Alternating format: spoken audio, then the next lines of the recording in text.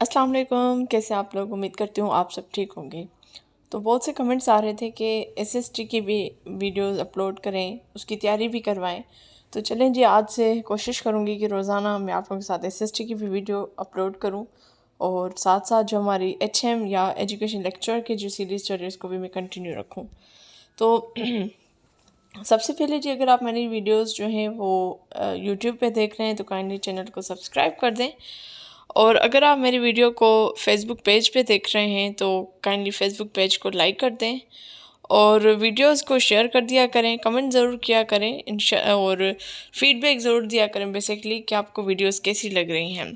तो स्टार्ट करते हैं जी। सबसे पहले आज इस वीडियो में आप लोगों के साथ मैं शेयर कर रही हूँ 25 MCQs। किसके ऊपर? फिज़िकल क्वांटिटीज़ एंड मेजरमेंट्स के ऊपर। जो 9th क्लास का फिज़िक्स का फर्स्ट चैप्टर है उसके मैंने 25 MCQs बनाए हैं, वो मैं आप लोगों के साथ शेयर कर रही हूँ और कोशिश करूँगी कि जो आंसर है उसको एक्सप्लेन भी करूँ कि ये आंसर क्यों है। ठीक है जी, तो स्टार्ट करते हैं। सबसे पहले क्वेश्चन नंबर 1 की तरफ आ जाते हैं जी। तो क्वेश्चन नंबर 1 है कि what is the SI unit of length. तो एसआई यूनिट जो है वो लेंथ का क्या है? वो है option A which is metre. अब मीटर बेसिकली जो है वो बेस यूनिट होता है किसका? लेंथ का। याद रखिएगा, जो मीटर है वो बेस यूनिट है लेंथ का। और किस में? इंटरनेशनल सिस्टम में, यानी एसआई जो है वो इंटरनेशनल सिस्टम है यूनिट्स का। इसमें और भी हैं सिस्टम्स, वो मैं इंशाल्लाह आप लोगों के साथ शेयर करूँगी, लेकिन यहाँ पे आप देखें कि जो मीटर है वो बेस यूनिट है किसका? लेंथ का। क्वेश्चन नंबर 2 की तरफ आ जाएं। क्वेश्चन नंबर 2 है the measurement of the amount of matter in a object is called. तो ऑप्शन बेसिकली इसका जो है वो बी है। ठीक है, अब देखिए जो मास है वो मेजर है किसका? अमाउंट ऑफ सब्सटेंस का, किसी भी ऑब्जेक्ट में। और इसको हम जो है यूजुअली जो है वो मेजर करते हैं किस में? किलोग्राम में। ठीक है, क्वेश्चन नंबर 3 देखें। क्वेश्चन नंबर 3 है कि what is the SI unit of time. तो एसआई यूनिट जो है वो टाइम का विच इज़ सेकेंड। ऑप्शन जो बी है वो करेक्ट है। और जो सेकंड है वो बेसिकली बेस यूनिट ही है टाइम का इंटरनेशनल सिस्टम ऑफ यूनिट्स में, यानी एसआई सिस्टम में जो बेस यूनिट है टाइम का वो है सेकेंड्स। उसके बाद क्वेश्चन नंबर 4 की तरफ आ जाए। The gravitational force on an object is its. तो राइट आंसर है जी option B which is weight. अब देखिए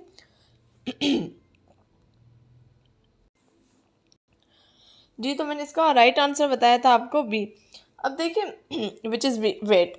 तो वेट जो है वो फोर्स जो है वो एग्जर्ट करता है, वो फोर्स निकालता है बेसिकली। ठीक है, क्यों? क्योंकि ग्रेविटी की वजह से, और इसको हम मेजर करते हैं न्यूटन में। ठीक है, यानी यहाँ पे अगर आप देखें तो ग्रेविटेशनल फोर्स जिसकी वैल्यू है 9.8 और इसका जो यूनिट है विच इज़ न्यूटन। ठीक है, और याद रखें कि वेट जो है अगर किसी भी कोई चीज़ है उसका वज़न है तो वो वज़न बेसिकली उस ऑब्जेक्ट के ऊपर फोर्स ही अप्लाई कर रहा होता है। ठीक है जी, तो इसका राइट आंसर है जी बी। उसके बाद क्वेश्चन नंबर 5 की तरफ आ जाएं कि which of the following is derived unit, यानी जिससे फिर आपके और जो है वो यूनिट्स निकलते हैं।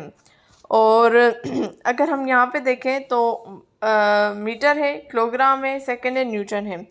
अब इसका जो राइट आंसर है वो है जी सी विच इज़ न्यूटन। अब देखिए न्यूटन जो है वो यूनिट है किसका? फोर्स का। किसका यूनिट है? फोर्स का।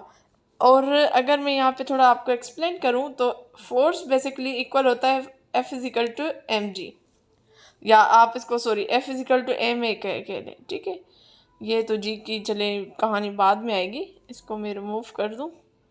आई डोंट नो, या इसको हम रिमूव कर देते हैं, बल्कि मैं यहीं पे इसको थोड़ा सा आप लोगों के साथ शेयर कर देती हूँ। ठीक है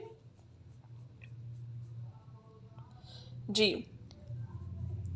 तो बेसिकली एफ फिजिकल टू क्या है? एम है। अब एम क्या है? मास है। ठीक है, और ए क्या है, एक्सीलरेशन है जिसमें मीटर पर सेकंड आ जाता है, यानी लेंथ एंड टाइम आपके आ जाती है। तो इस हिसाब से हम देखें तो जो न्यूटन है वो यूनिट है किसका, फोर्स का, और ये ड्राइव्ड होता है फ्रॉम द बेस यूनिट। और उसके बेस यूनिट कौन से हैं, उसके बेस यूनिट इसमें हो जाएंगे, जैसे मैंने बात की, एक तो ये मास हो जाएगा, उसके बाद लेंथ एंड टाइम, ये 3 बेस यूनिट हैं किसके, न्यूटन के। तो ये ज़रूर रखिएगा जहन में। उसके बाद आ जाएं आप क्वेश्चन नंबर 6 की तरफ। क्वेश्चन नंबर 6 है what is the SI unit of force. तो मैंने अभी बात की कि जो एसआई यूनिट है फोर्स का वो है न्यूटन, और न्यूटन जो है वो बेसिकली एसआई सिस्टम में जो है वो फोर्स का यूनिट है। क्वेश्चन नंबर 7 को देखें। क्वेश्चन नंबर 7 है the measure of how much space an object occupies is known as, तो दैट इज़ द वॉल्यूम। क्योंकि आप देखिए, ये देखते हैं ना कि कोई भी जो चीज़ है वो कितनी जगह घेर रही है, तो वो हम किस में बात करते हैं, वॉल्यूम में करते हैं, ठीक है। और उसको हम मेजर करते हैं क्यूबिक मीटर में, किस में, क्यूबिक मीटर में। ये याद रखिए, मैं साथ साथ इसलिए बड़े बेसिक पॉइंट्स आप लोगों के साथ शेयर कर रही हूँ। क्वेश्चन नंबर 8 को देखें। The speed of an object is defined as, इसका जो राइट आंसर है वो है जी, इसका जो राइट आंसर है वो है A, which is distance divided by time. अब जो स्पीड है वो बेसिकली रेट ऑफ मोशन है, और जिसको हम कैलकुलेट करते हैं किसमें, distance travelled by per unit of time, कि जो फासला तय हुआ है वो पर यूनिट टाइम में कितना हुआ है, ठीक है। तो स्पीड को आप ध्यान में रखें, और किसी भी ऑब्जेक्ट की जो स्पीड है उसको हम कैसे डिफाइन करते हैं, हम डिफाइन करते हैं डिस्टेंस डिवाइडेड बाय टाइम। जी, तो क्वेश्चन नंबर 9 को देखें। क्वेश्चन नंबर 9 है which instrument is use to measure atmospheric pressure. बड़ा अहम और इम्पॉर्टेंट क्वेश्चन है ये। तो इसका राइट आंसर है option A, which is barometer. तो बैरोमीटर बेसिकली यूज़ किया जाता है एटमॉस्फेरिक प्रेशर को मेजर करने के लिए। उसके बाद क्वेश्चन नंबर 10 को देखें कि ऐसा यूनिट क्या है किसका, पावर का। तो ऐसा यूनिट जो है वो पावर का, विच इज़ वॉट, और ये बेसिकली रिप्रेजेंट करता है 1 जूल ऑफ एनर्जी पर सेकेंड। मैं यहाँ पे लिख लूँ 1 जूल ऑफ एनर्जी किसके हिसाब से, पर सेकेंड के हिसाब से, ठीक है, पर सेकेंड के हिसाब से। तो ये आप जहन में रख दीजिएगा। उसके बाद आ जाएं क्वेश्चन नंबर 11 की तरफ। क्वेश्चन नंबर 11 है कि the ability of a body to do work is known as. तो इसका राइट आंसर है जी option C, which is energy. अब एनर्जी जो है वो बेसिकली कैपेसिटी है टू डू वर्क, और बेसिकली इसमें डिफरेंट फॉर्म्स है, जैसे काइनेटिक एनर्जी है, पोटेंशियल एनर्जी है, थर्मल एनर्जी है, वो इंशाल्लाह हम आगे पढ़ेंगे। तो इसको आप ये बेसिकली डेफिनेशन है। अगर आपसे कोई पूछे कि एनर्जी की डेफिनेशन क्या है, the ability of a body to do work is known as energy. Question number 12 को देखें। क्वेश्चन नंबर 12 है the formula speed equal distance divided by time is represent as. तो ये इसका जो राइट आंसर है वो है A, S is equal to D upon T. अब ये बेसिकली जो फार्मूला है ये डिफाइन कर रहा है speed as the ratio of, ये speed the ratio of, ratio को आपको पता है ना कि हम अपॉन में भी लिखते हैं, यानी रेशियो ऑफ किसका, डिस्टेंस का, और travel to the time taking, यानी डी जो है वो आपका डिस्टेंस है, ये बड़ा बेसिक है, और टी जो है वो आपका टाइम है, ठीक है। The formula speed equal distance divided by time is represent by. उसके बाद क्वेश्चन नंबर 13 की तरफ आ जाए। क्वेश्चन नंबर 13 को देखें। Which of the following is a scalar quantity, ठीक है। अब इसको आप देखें तो इसका जो राइट आंसर है वो है जी सी, विच इज़ स्पीड। अब देखिए, दो क्वांटिटी हैं, एक स्केलर क्वांटिटी होती है और एक वेक्टर क्वांटिटी होती है। तो स्केलर क्वांटिटी में हमेशा जो है वो आपका सिर्फ मैग्नीट्यूड होता है, कोई डायरेक्शन नहीं होती, ठीक है। और वेक्टर क्वांटिटी में मैग्नीट्यूड भी होता है और डायरेक्शन भी होती है। अब जैसे यहाँ पे स्पीड की अगर हम बात करें तो जैसे मैंने कहा कि स्पीड एक स्केलर क्वांटिटी है, और क्योंकि सिर्फ और सिर्फ इसमें मैग्नीट्यूड है। अब मैग्नीट्यूड क्या है, साइज़ है, ठीक है, लेकिन डायरेक्शन इसमें नहीं है, तो इसलिए हम इसको कह रहे हैं कि ये स्केलर क्वांटिटी है। क्वेश्चन नंबर 14 को देखें। ऐसा यूनिट किसका, इलेक्ट्रिक करंट का, वो क्या है, वो है जी ampere, which is option A. अब एम्पियर जो है वो इलेक्ट्रिक करंट है एसआई सिस्टम में, यानी इंटरनेशनल सिस्टम ऑफ यूनिट, तो वो है बेसिकली एम्पियर। क्वेश्चन नंबर 15 को देखें। What is the SI unit of temperature, SI unit of temperature, तो एसआई यूनिट जो है वो इसका टेम्परेचर का वो है जी kelvin, option A is the correct, ठीक। और केल्विन ही बेसिकली बेस्ड जो है यूनिट है टेम्परेचर का एसआई सिस्टम में। उसके बाद आ जाए क्वेश्चन नंबर 16 की तरफ। क्वेश्चन नंबर 16 को देखें। The force exerted on a unit area is known as, तो इसका जो राइट आंसर है वो है प्रेशर। बात हो रही है यूनिट एरिया, ये बड़ा अहम है, इसको आप फोकस करें, यूनिट एरिया को, on a unit area, that is the pressure. और प्रेशर को बेसिकली डिफाइन किया जाता है force per unit area, force per unit area. Question number 17 को देखें जी। The measure of how hot और cold an object is called, यानी कोई चीज़ कितनी ठंडी है या कितनी गर्म है, उसको हम किस में मेजर करते हैं, तो बड़ा आसान है, इसको हम टेम्परेचर में मेजर करते हैं। और टेम्परेचर बेसिकली एक मेजर है किसका, एवरेज काइनेटिक एनर्जी का किसी भी पर्टिकुलर सब्सटेंस की। तो याद रखें, बड़ा अहम सवाल है, इसमें दो बातें आ रही हैं। एक तो आपसे पूछा जा रहा है कि the measure of how hot और कोल्ड ऑब्जेक्ट इज़, तो हम बता रहे हैं कि विच इज़ टेम्परेचर के थ्रू हम बता पाते हैं कि कोई चीज़ कितनी ठंडी है और कितनी गर्म है। लेकिन जो अपना टेम्परेचर है ना, वो बेसिकली हम मेजर करते हैं एवरेज काइनेटिक एनर्जी किसी भी सब्सटेंस की।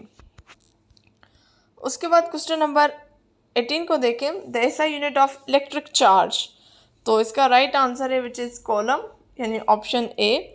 और एसआई यूनिट में देखें तो एसआई सिस्टम यानी इंटरनेशनल सिस्टम ऑफ यूनिट्स में देखें तो कॉलम ही बेसिकली इलेक्ट्रिक चार्ज है, कॉलम ही बेसिकली यूनिट है किसका, इलेक्ट्रिक चार्ज का। क्वेश्चन नंबर 19 को देखें। The resistance of a conductor depend on it's, और इसका जो राइट आंसर है वो है जी ऑल ऑफ द अबव। अब क्या क्या इसमें आ जाएंगे, इसमें आ जाएंगे जी लेंथ, डायमीटर और अपना मटेरियल। अब रेजिस्टेंस क्या है, रुकावट जिसको हम कहते हैं, ठीक है। रेजिस्टेंस किसका, कंडक्टर का, वो डिपेंड करता है किस किस के ऊपर, लेंथ के ऊपर, डायमीटर के ऊपर एंड द मटेरियल जिससे वो चीज़ जो है वो बनी हुई है, जो रेजिस्टेंस बना हुआ है। हमारे घरों में भी रेजिस्टर्स लगे होते हैं, अगर कोई वोल्टेज बढ़ जाती है, करंट बढ़ जाता है, तो उसको थोड़ा सा बैलेंस आउट कर देते हैं, ठीक है। तो ये बड़ा अहम सवाल है कि रेजिस्टेंस जो है वो किसी भी कंडक्टर की, वो डिपेंड करता है लेंथ, डायमीटर और मटेरियल जिससे वो चीज़ जो है वो बनी हुई है। ओके जी, हम कहाँ तक थे, आई थिंक हम थे 19 तक जी। अब हम आ जाते हैं क्वेश्चन नंबर 20। तो क्वेश्चन नंबर 20 है, लेट मी चेक जी। तो क्वेश्चन नंबर 20 है, which of the following is a vector quantity. तो अगेन मैंने बात की जैसे कि वेक्टर क्वांटिटी क्या होती है। वेक्टर क्वांटिटी वो क्वांटिटी होती है जिसमें मैग्नीट्यूड भी हो और डायरेक्शन भी हो। तो इसका जो राइट आंसर है वो है basically C, which is displacement. अब डिस्प्लेसमेंट वेक्टर क्वांटिटी है क्योंकि इसमें दोनों चीज़ें हैं, मैग्नीट्यूड भी होती है और डायरेक्शन भी होती है, और ये बेसिकली रिप्रेजेंट करती है कि जो ऑब्जेक्ट की पोजीशन चेंज हो रही होती है उसके बारे में, ठीक है।